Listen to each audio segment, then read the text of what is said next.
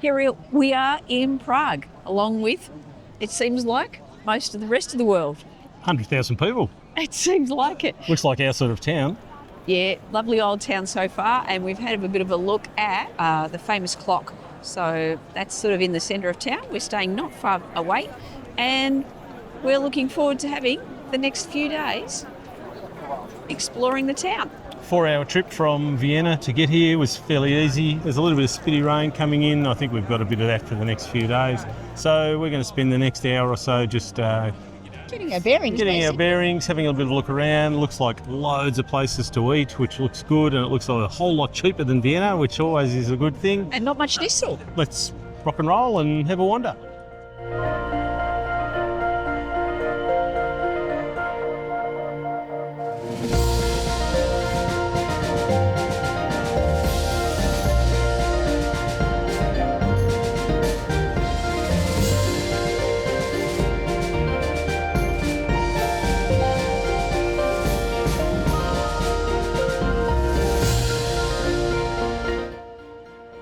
We kicked off this morning exploring Prague by going to the Museum of the Story of Prague.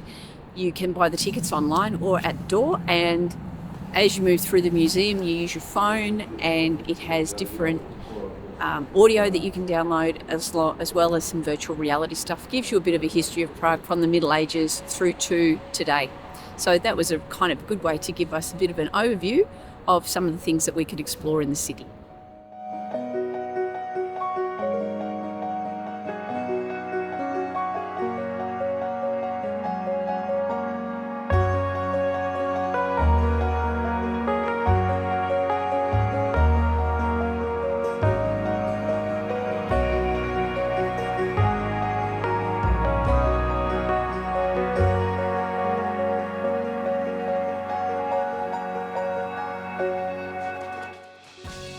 Prague is clearly a very popular city.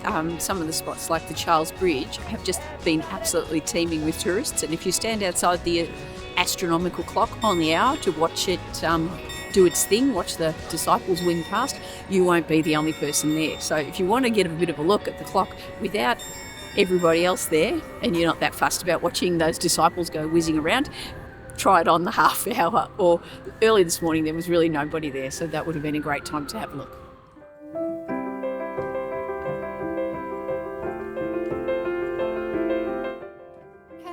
Turns out you find some really interesting things when you wander a little bit off the Charles Bridge. When we stood here, we can see about 1 million people still traipsing back and forth. But we thought, hey, let's go and explore this little island.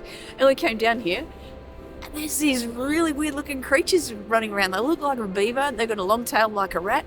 And apparently they're called Nutria. Now, I don't know what that is in English, but apparently that is the English word for it. This lovely lady just translated it for me. And she said they're really common in Czech waterways. The kids are down here feeding them carrots. So they're kind of weird looking. It's almost like an overgrown guinea pig or with a rat tail. Anyway, if you happen to be on the island, pop on down and see if you can spot yourself some Nutria.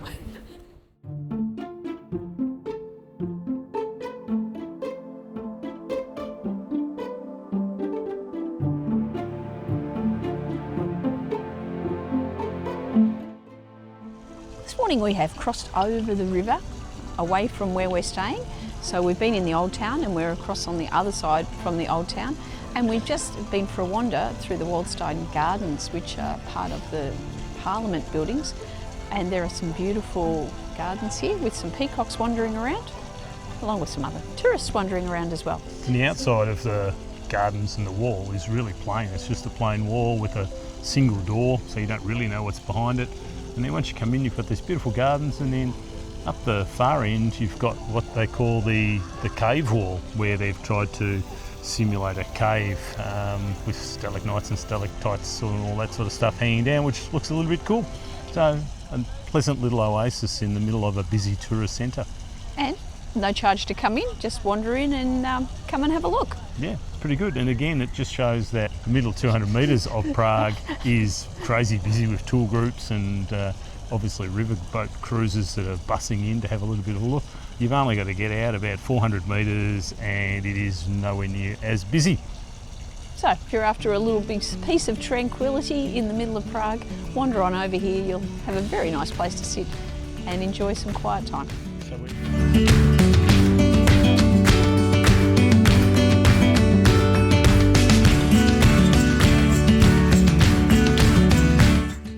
We walked up a big hill, up to the little Eiffel Tower.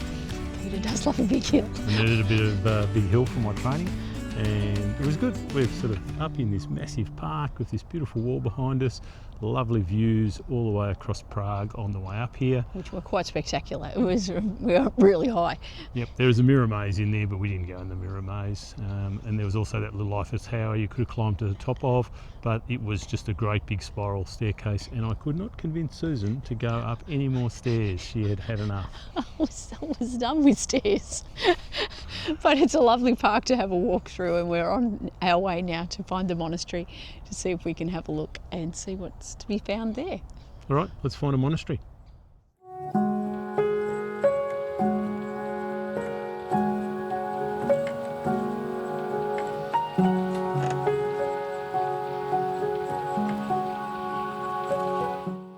We're at the monastery here now, having to be a little bit quiet because we're inside having a look at the library.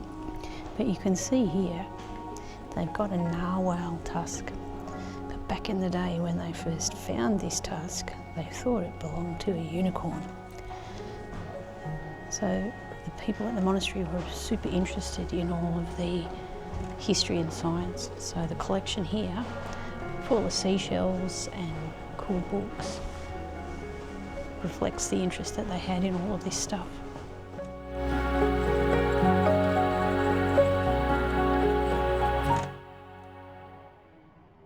Well, that was tasty. That was really tasty. We've walked about 2 kilometres from home out into the boondocks of Prague. Does Prague have boondocks? I'm sure it doesn't, and I don't think we're really that far from the middle, but anyway. Well, we're 2Ks. We walked 2Ks. It took us a good half an hour to walk there. It did. And we found a little restaurant that we found on Google called Emi, E-M-I, and we had a great meal.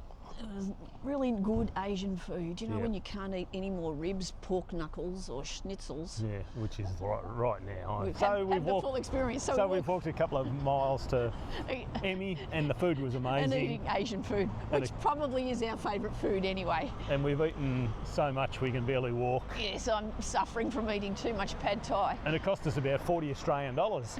Yes. For a very big fee. A litre of beer and a couple of courses. Pad thai. It's fantastic. What the hell is that? I've got no idea. Doesn't matter where you go around the world, there's just weird shit everywhere. Trying to get home. But we keep getting distracted because Prague has the most amazing churches and buildings, probably of anywhere we've been.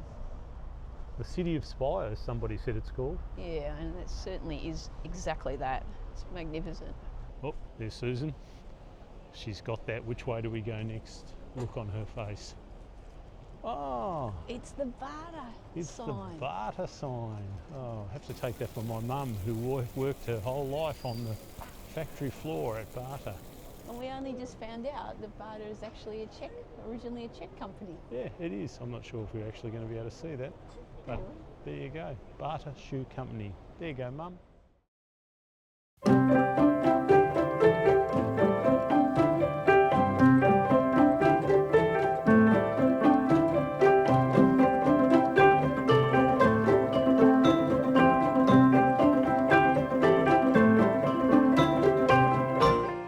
We're heading across the Charles Bridge.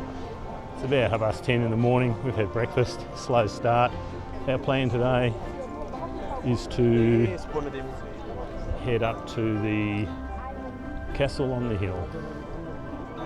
Alright, this is on the St Charles Bridge, or the Charles Bridge, and there is this special little bit here that you're supposed to rub for good luck, and it's the person going over the bridge. It is not the dog, and it is not the people at the bottom, and it's not that lady that lady's touching. The only people that get good luck are the people that touch Charles as he's going over the bridge. So we've done that, and none of these people, they haven't been to the Story of Prague Museum, so they're just getting it wrong. So they're not going to get good luck. We are still walking up towards the castle in Prague.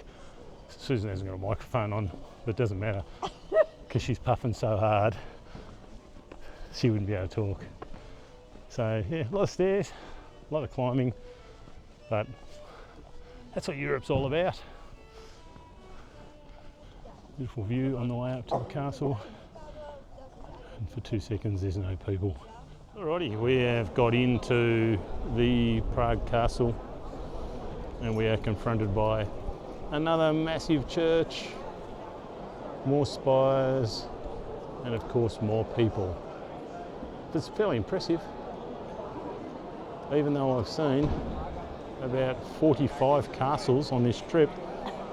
This looks pretty good.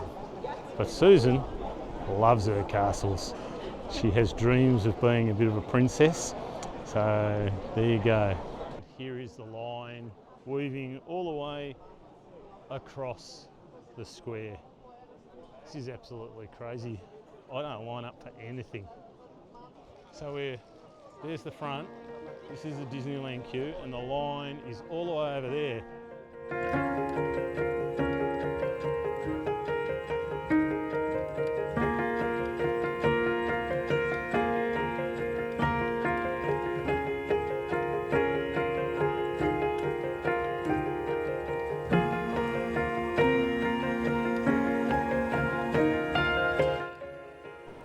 We've just been ranking churches of the world, given that we're just about churched and cathedraled out.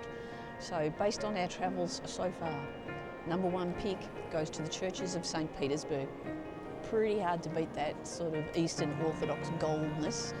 Number 2 points we're giving to Gaudi's Cathedral in Barcelona. Very spectacular, huge, gotta like the stained glass, morning and afternoon, different colours. Number 3 is the church in Cordoba, which was originally a Muslim church, then it was a Christian church, and then I think it was back to a Muslim one again. So top 3 churches of the world based on our experience so far.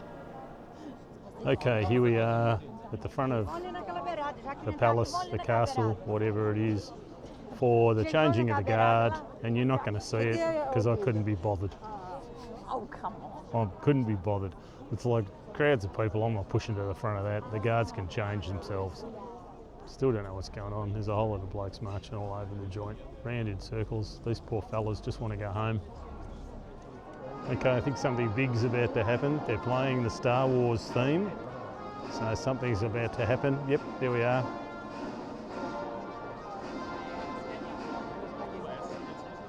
And finally, after all of that, the 2 blokes in the boxes get to go home.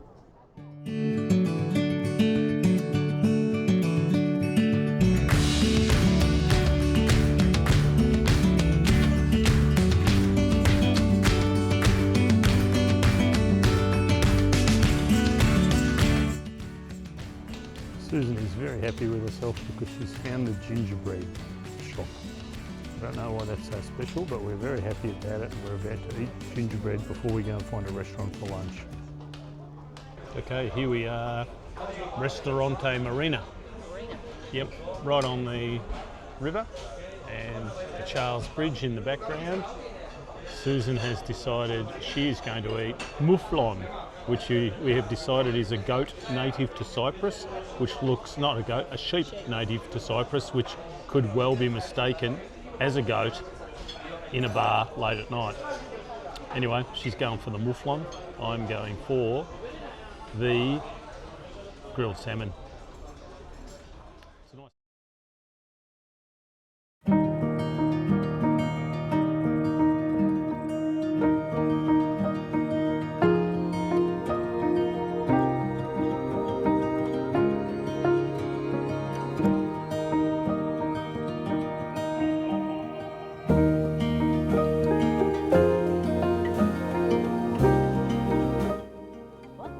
Last day in Prague, and to get from Prague to Budapest, which is our next stop, we are going to take the overnight sleeper train.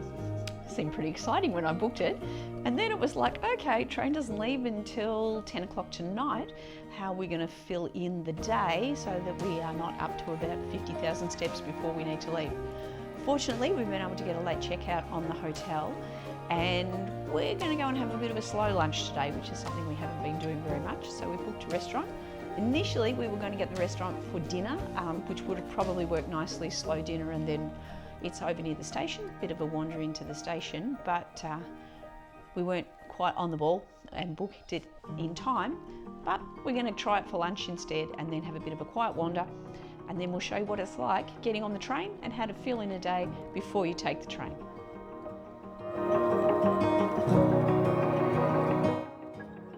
So we've just arrived to have a bit of a quiet lunch, and the menu has come in something that it's as big as a Bible. Yeah, a telephone book of fun. So we are up in a belfry. The view is sort of moody, so we're looking forward to seeing how long lunch will stretch out for.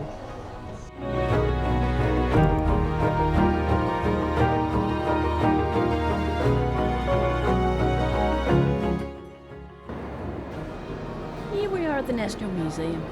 Peter's waiting patiently at the top of the stairs. He loves filling in the last day we've been anywhere on a trip. As you can see, he's not at all impatient, and he's so glad to be part of this video. So we are still filling the day in before we catch the train. We've been to the museum, and we've moved on to pizza on the street. Very tasty, and no shortage of people wandering by. Prague, busy as ever, but we're really close to the clock, which is pretty cool. So we've just been sitting here, chilling, watching the world go by, eating pizza. Worst things could happen.